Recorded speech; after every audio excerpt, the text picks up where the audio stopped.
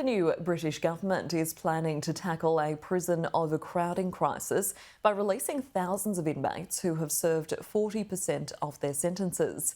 Prisoners who have committed serious violent offences will not be considered for early release under the new scheme.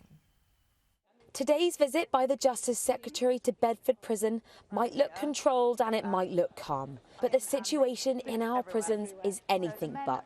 How are you finding things here? Tell me. Yes, it is. It's very challenging. They are overcrowded and under pressure. A new government with old problems. Our prisons are on the point of collapse.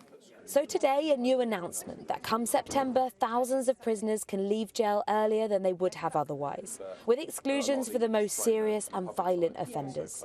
Those serving eligible standard determinate sentences will leave prison after serving 40% rather than 50% in custody. I do not take this decision lightly. The last government had been running another early release scheme, with offenders able to leave prison up to 70 days early. Criticised for being last minute and chaotic, with pressures on probation. In September, that will stop, with the introduction of today's new plans instead. You've admitted today's announcement is yet another emergency measure. How long is it going to take to fix this prisons crisis before meaningful reform is possible? And are you confident the public will be kept safe while we wait for this measure in September? If we step back, did nothing, just waited, maybe hope for the best, we would face the breakdown of law and order in our country. And I am aware that every option at this point presents some risk. But the risk of the breakdown of law and order, I think, is much worse. These measures have so far been cautiously welcomed by the Prison and Probation Service. But ultimately, the early release of prisoners creates additional workloads for a system that's already stretched. And reformers say what's needed is a total shake-up. At this charity in South London, they're trying just that, training ex-offenders in tapestry, rehabilitating by reskilling to try and stop reoffending. So I've been in prison now, Molly. Every year I was in and out of prison. I'll tell you the truth, and this is the longest I've ever been out. It just gives me something, a purpose. The sort of change we need is not short-term, it's long-term. There are an awful lot of people in prison who have accepted that they've made mistakes and they want the help to break the cycle. Today came a strong signal that this government know they need to stitch the criminal justice system back together. But they know too, these announcements alone are unlikely to do that. Not a silver bullet, but a sticking plaster. Molly Malone, Sky News. They drove there and they were greeted by armed police. My wife lay down on the floor and she could see, sorry, I do get emotional about this, could see they were trying to resuscitate Oliver.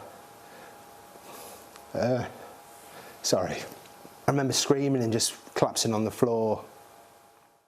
Oliver Freckleton was Rob's oldest son. He was stabbed to death at a house party in Burton-upon-Trent in 2021. He was just 19 years old. See, that's where it happened. One person was convicted of Oliver's murder, 3 convicted of manslaughter. But less than 3 years after Oliver's death, one of his killers has already been released from prison. The prisons are full, and some people will say, well, something has to be done. But how did it feel when someone who'd been convicted of killing your son was released early? Angry. The criminals' feelings seem to be taken more into account than the victims'. What I say might be controversial, but these prisons, they've got rooms in their cells for televisions, luxuries. Take them out, put another bed in. I know there's people out there saying, oh, that's inhumane. So what? Really, so what? There are fears that releasing more prisoners early will increase the rates of reoffending. Every week, 3 murders or sex crimes are carried out by criminals on probation, according to figures released by Labour last year when they were in opposition. Then the party claimed it showed the probation system was in chaos. Even those who believe something must be done to create more space in jails believe it needs to be carefully managed.